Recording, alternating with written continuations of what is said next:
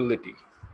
It's an ability, like it's designability, and designability is I'd say it's a kind of a way of life. It's kind of a culture in the ethos of design that we are trying to so-called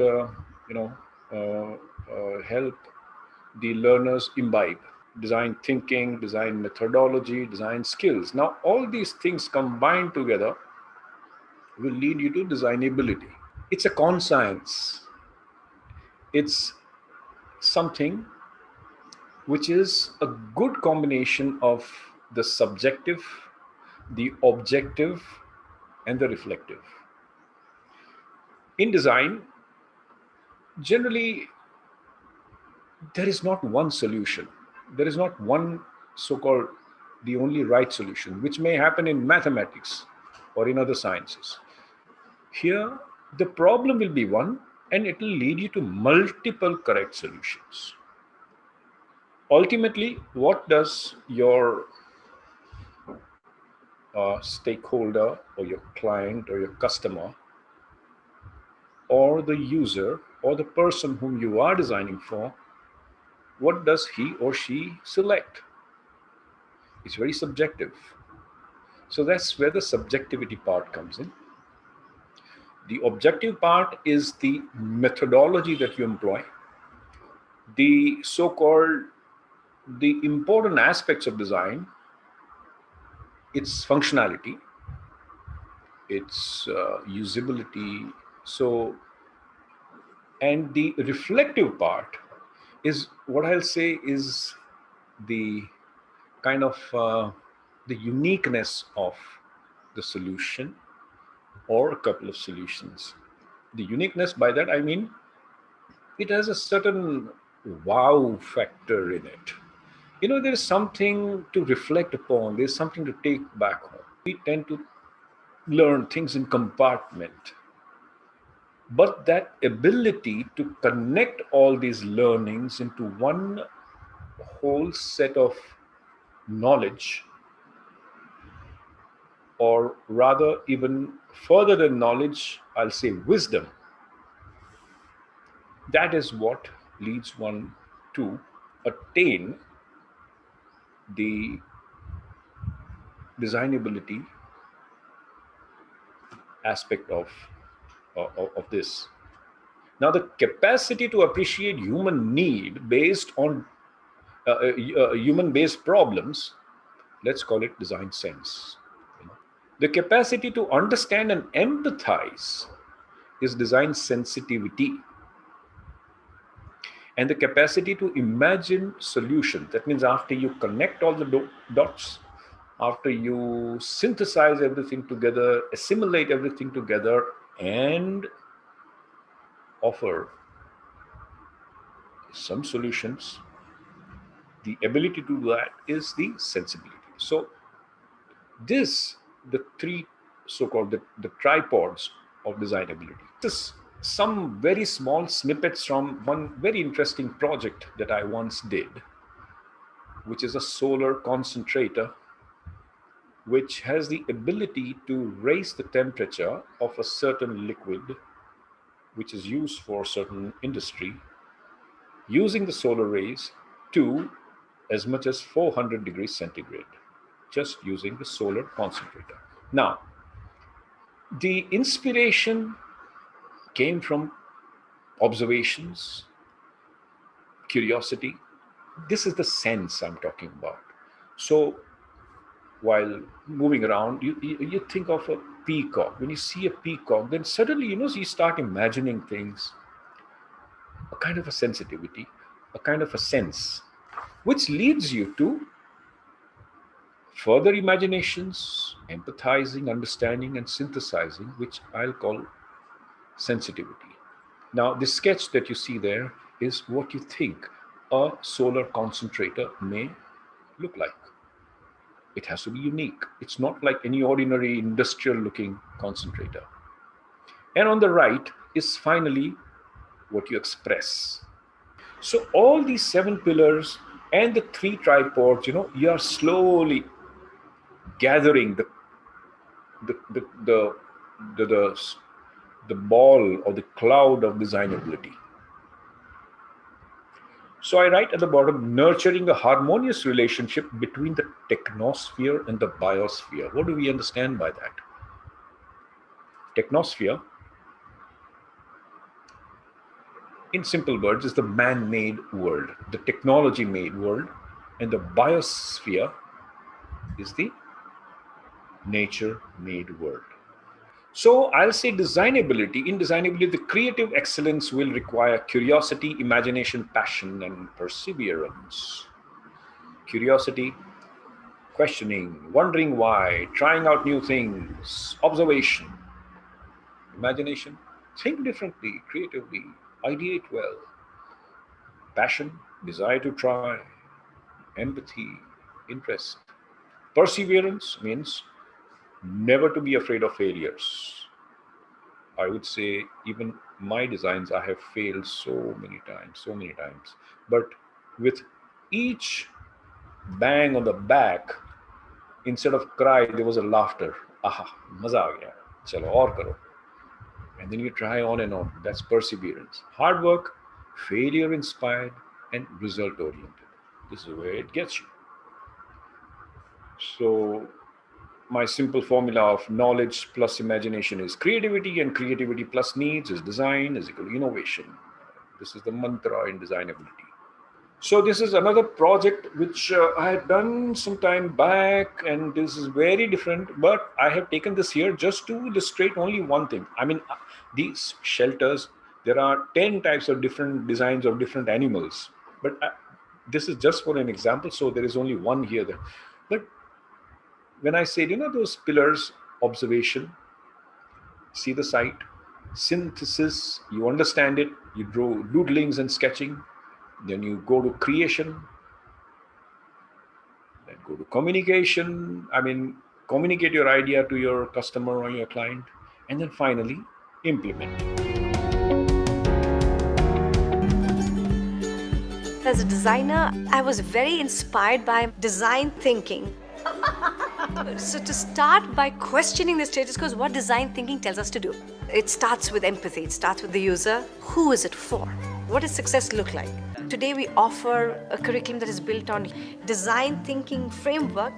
If you look at every design process, they will have ideate, explore, define, prototype, product. But we simplified it. We call it FIDS, feel, imagine, do, share. So I think that idea of questioning the status quo is what we need to do in education. We don't realize that the choice can be us, that we are who we have been waiting for. That is the mindset we owe our children, so they shine and they thrive.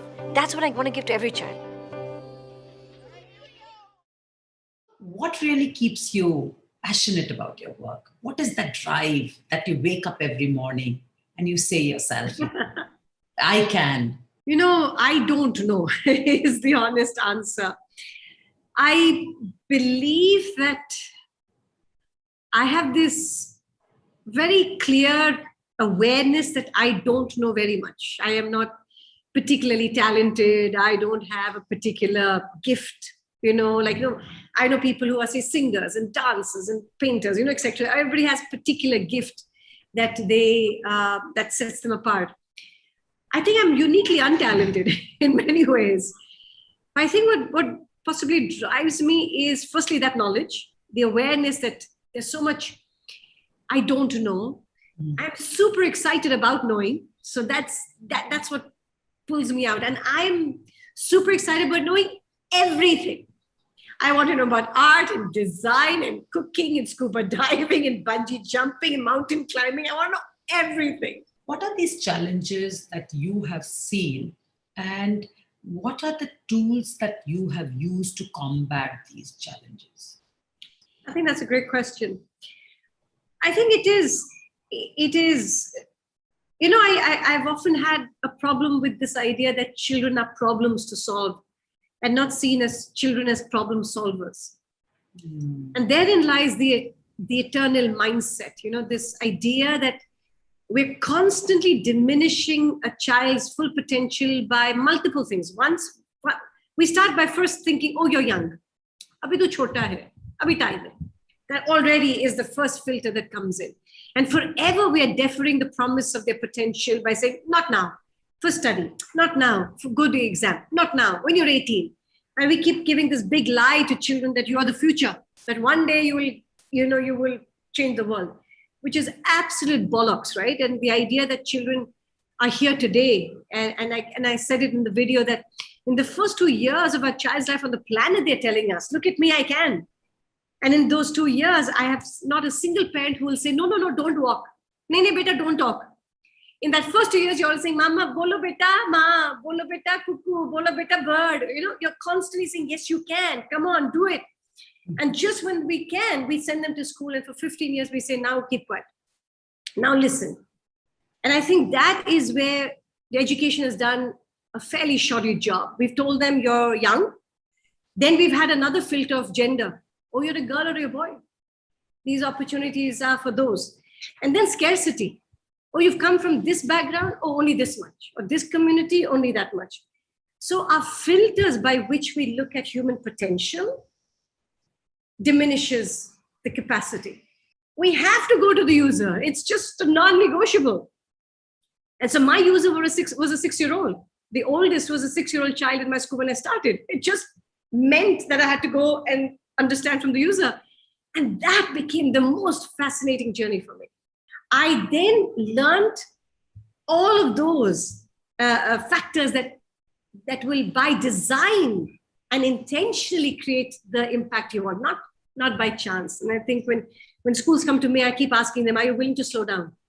Are you willing to take time? Most people are unwilling to, unfortunately, but wherever they have people have taken time. I look at NID as a classic example. What a fantastic institution it built, because it was small. We crafted over time. I still remember we were all of just 250 in the entire college. Now, of course, it's much bigger, but I can't tell you a moment of awakening as lucid as when I walked into NID. It was that, and I think it crafted the blueprint of Riverside for me. The idea of no hierarchy, the idea of engaging, the idea of voice, the idea of compassion and empathy. Unbeknownst to me, I think this was crafting the blueprint, because at Riverside, I've used a lot of what I learned at NID, the portfolio method, the jury process, the client projects. So they're doing it right from the youngest kids. So, and I find that gives so much capacity for joy, which we don't talk enough about in education. Joy comes from such a deep source of well-being. It's not happiness. Happiness is very extractive. You give me an ice cream, I'm happy, but pretty much that's it, right? But joy is a deep source pool of awareness, of empowerment, of capacity that you know of yourself. So I think that's what I found when I think I went to NID, and I think a lot of it is what happened with Riverside. Yeah. What was that incident, or what really got you to make this decision? I don't quite know what pushed me, but I do know that I felt that this was not good enough. There had to be another way. I believe that as a mother, I reacted, but as a designer, I suddenly believed that, boss, there has to be a better way. So chalo, I'll do it. And I think that's the power of design. It gives you the tools to start asking the right questions, and it gives you the skills to be able to serve the area. That's what I did. And again, like I mentioned, I was not setting out to change education, my child's life. I totally believed I had the skill sets to do that. And I started in my home. So I think, like design, we break up the problem into parts. Then we take the part that we can best address, right? And that's the whole beauty of design. And that's what had happened. So I never, ever felt that I couldn't do it. Where do you see now education, especially early education? Because at the middle school level, or at the K-12 level, when I say, how do you think that the education system at this level is going to address this challenge? Because this is going to be a massive problem for this new generation of young people. True. I don't think there is a bigger crisis than what's happened with education, right? 1.6 billion children have been out of school for some capacity.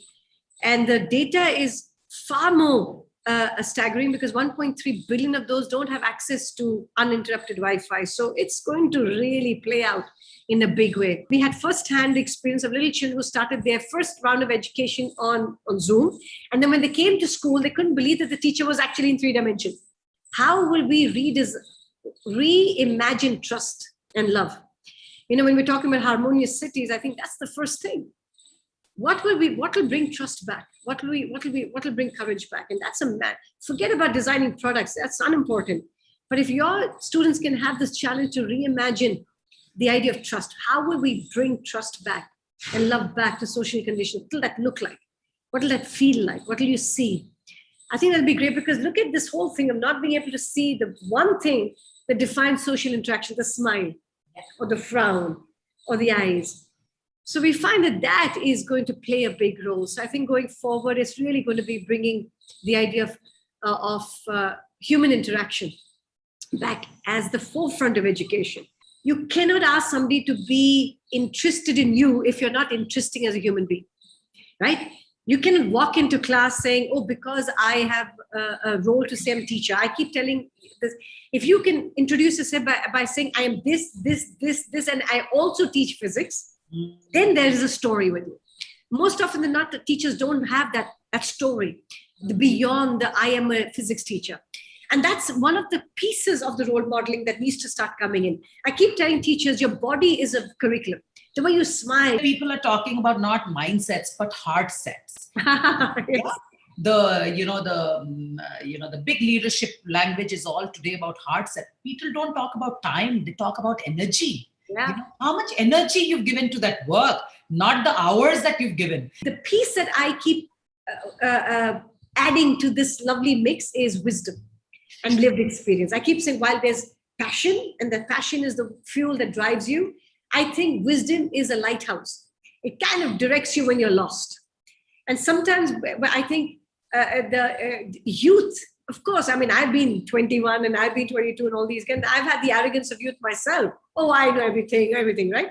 So I don't have a problem in what our generation goes through.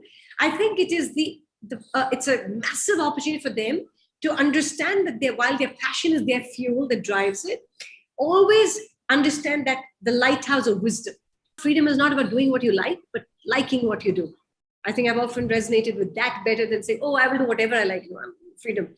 So I think over the years, I've intentionally created role models or had role models like Gandhiji or my own parents, etc. around that. When I feel sad or I feel tired or I feel, oh God, not again, I have to look them in the eye and say, did I do good today?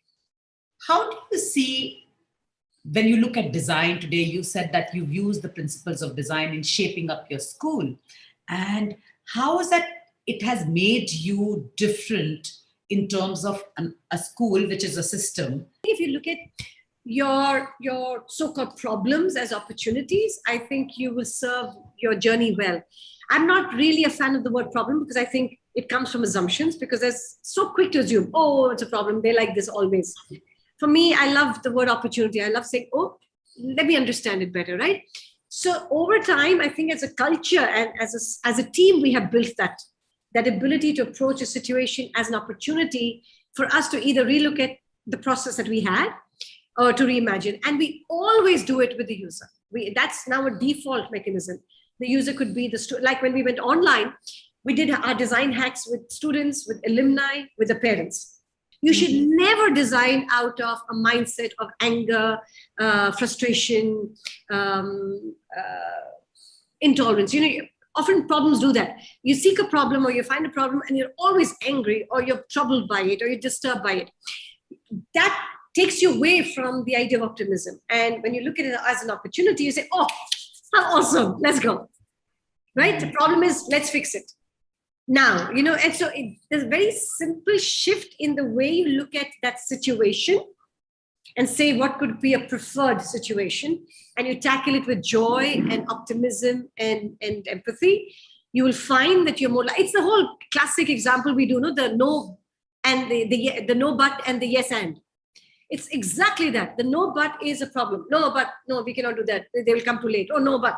And yes and is the whole opportunity piece. Oh yes, and we can also do this, right? So when you see the shift in the way your mind responds to a no but and a yes and, you immediately are on a different way to look at that situation. So what you call harmony could be termed as content, and why we want to work towards that. In April, not very mild. Now, three of us, me, my wife, and my younger son, we were down with COVID at the same time in April. In April 15th, 14th, I think we tested positive. My son came out of it very quickly. He had just a couple of days of discomfort. And one day a body ache, slight fever, and then he was okay. My wife had high temperature, fluctuating oxygen levels, and I had a mild fever right from the beginning. But first 1 week was fully gone in attending to my wife actually, and a couple of days to my son. Fever is a sign that the body is fighting and is creating its medicine. When the oxygen level, went below 90, I was really panicking. But she said, hold on, the rest of the parameters are looking good. And there is appetite is improving. The temperature from 103, it has gone down to 101. Many of these things, the parameters which she could say were there, and I was, getting worried about the oxygen level because there was so much talk about oxygen, etc. We did not take any medicine, no medicine, just taking food which the body is asking for. The advice to us was that go with what the body is asking for. Have that. If it says don't have anything, don't have anything. So reflecting back on that phase, what stood out for me was that everybody was acting out of fear. Fear was the uppermost thing, prevalent. The patients were acting out of fear because I was really scared. Something would happen. Who would be answerable? And we were trying to follow something which nobody else was doing. Then I came across this fascinating nugget from Osho. He said, fear is the absence of love. Look at this example. Now, of course, it is an ad for beer. Huh? But look at what they are playing with. Now, if Canada has a huge a population of diverse nationalities, what do you do with this? And we're not too different. Huh? Now, this is the difference. We're not making them speak the same language. Huh? We're not saying that, this is one official language and all of you must now speak that. No, we're celebrating the differences. That brings pride. That I speak Japanese or I speak Korean, but I am Canadian. You know, Now, this kind of unification which happens, and when we celebrate the differences, we create conditions for learning, from absorbing what we don't have ourselves. It is a shift in our attitude towards our fellow men. You know, Yes. we are speaking down, you know, always that I'm right, you're wrong, you know, and that is the culture that we have. We feel that we are okay, but others are not doing their part. You know, like we say that um, If you went to Singapore or you went to Japan or you went to the US, nobody breaks traffic laws. The same people who breaks traffic laws here behave very differently, when you are in another country. So there is nothing wrong with our solutions. But we are not Singaporeans. We are not Americans. We are not Japanese. I've been to Japan. They are fantastic. You know, you, they uh, are anticipating your move. Like they also have this culture of removing your footwear. Huh? Many places, even in your own hotel room, uh, you're supposed to leave your footwear near the door as soon as you enter, and the carpeting is different. You know, where you can walk, it is soft, and where you walk with shoes, it is hard. You know?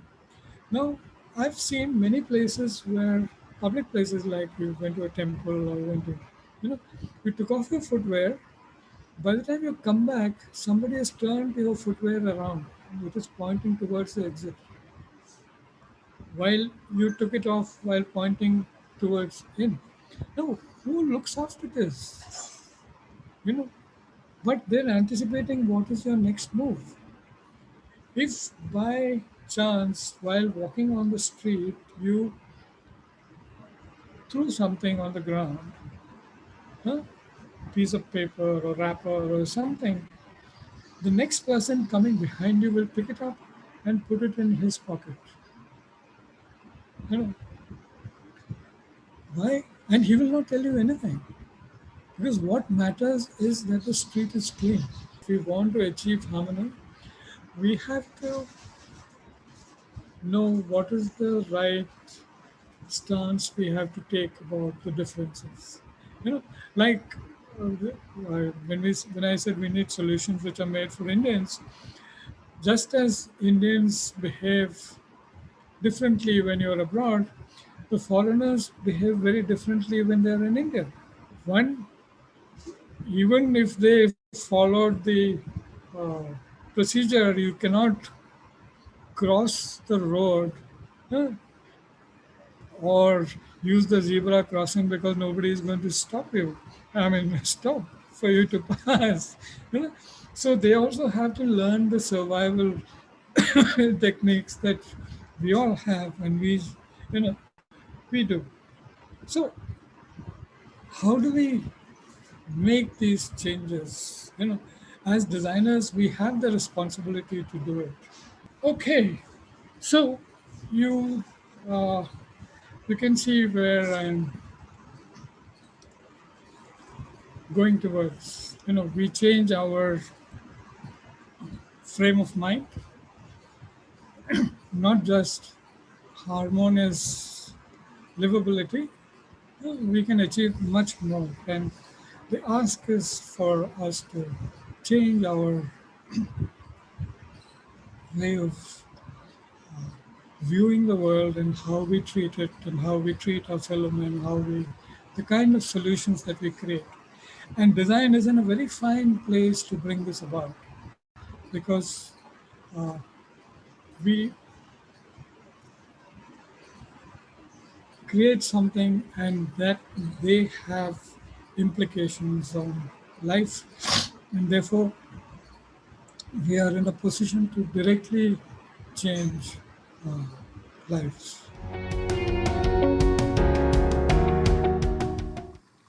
Kaprakabi started as a design studio, and then later we started the foundation where we work with beneficiaries of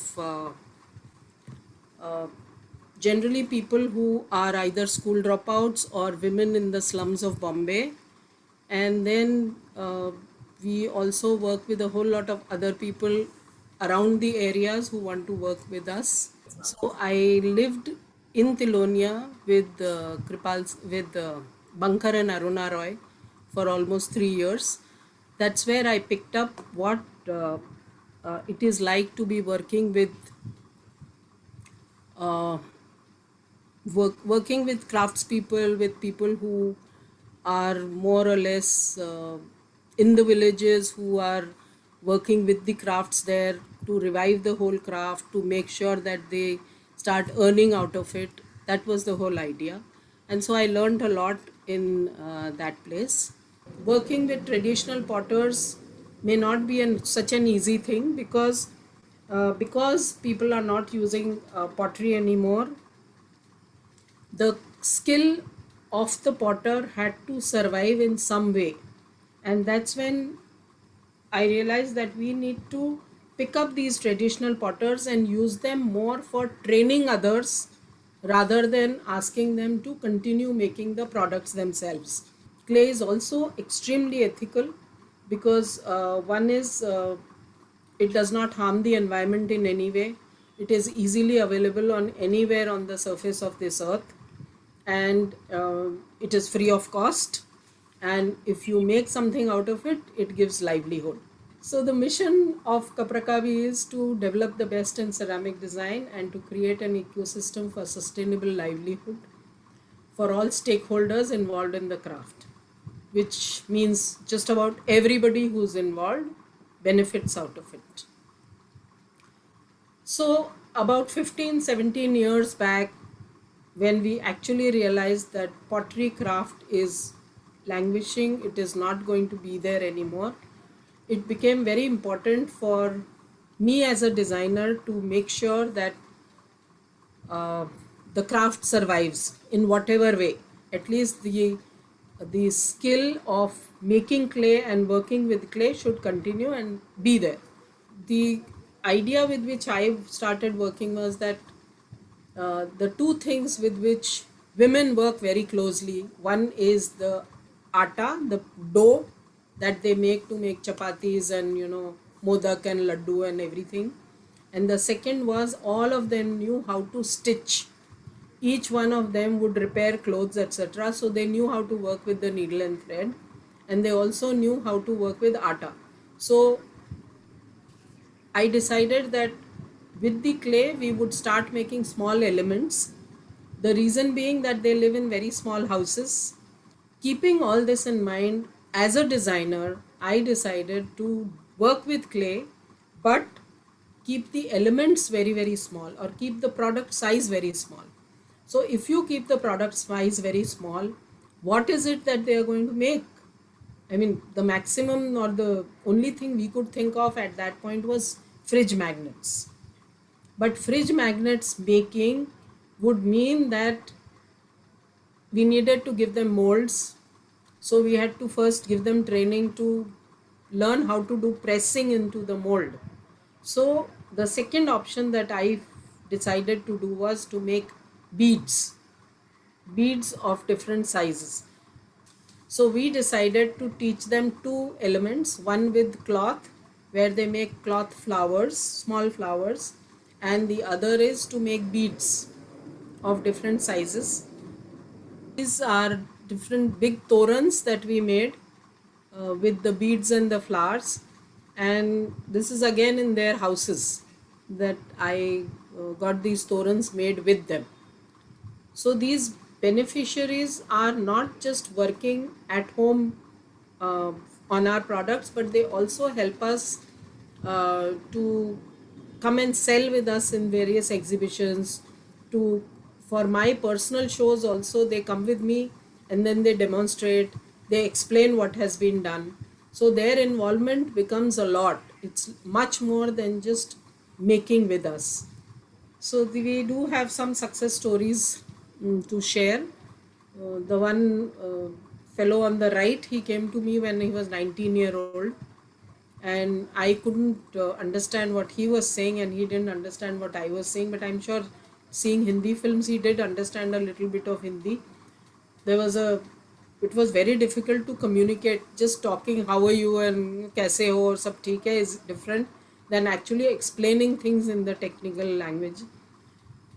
But today he's come to a level, he's been with me for about 22 years now, and he's come to a level where even if there is a foreigner who comes at the stall, he's able to manage. So he's really graduated from Marathi to Hindi to English. So these are the products that the foundation makes, and these are the four very, very popular products. There is the Joker, which in this Joker itself, there are close to 18 or 19 different women who have worked, because there are beads, there is painting, there is flowers of different colors, flowers of different sizes. And similarly, the giraffe I had already shown you. There is the frog and there is the chula doll. This is an extremely popular product that we are enjoying, and it sells very, very well. So we intend to maximize the power of clay to design by means of combining traditional handicrafts, modern design, and innovative techniques. So this is how we've been able to work. This is our Kaprakabi team. A lot of these girls who you see are who've learned the craft over the years with us. And at the back are all the potters who are also with us for a long, long time. And that's it. Thank you. We have a question from Mr. Vikram Joshi. He runs a he's from the Bagru Text Craft Park, and he actively works with the Sanganer community in Jaipur property. He's done extensive research on blogs and craft communities. So his question is, ma'am, clay as the topsoil and enriched with nutritive elements and using wood as a firewood. How would you see this as a future? In most of the excavations, what is the most evident is clay objects. Terracotta doesn't get back to the system after firing. How could that be improved? How could that be improved? Yes, ma'am. Improved to be used as blocks or just improved in general? Improved in general, I think, ma'am. Terracotta, any clay, once it is subjected to fire, becomes stone. Yeah. So the only way you can use it is that you convert the whole thing to powder. It can come to powder form, but it will still remain a stone. It's like how you have marble dust. Even if you powder it, or if you go to the people who are cutting marble, the dust powder still remains as marble powder. Yeah. The same thing is with terracotta. Nothing can happen. Yeah. In fact, clay is the only material which tells the history of mankind. But can slurry not be used to do slip casting in any way? It is done. Slurry is done, made into this thing. The marble slurry, no? Yeah, it is used. It is used. And They compost it. Can not the same be done with the terracotta after it becomes a stone? It is being done. Now it is being done, yeah. It's called grog, Grog. Yeah, grog. And then you mix it in proportion with the fresh clay, which is not baked, and you add it together and you can use it. There are works are being done now on that.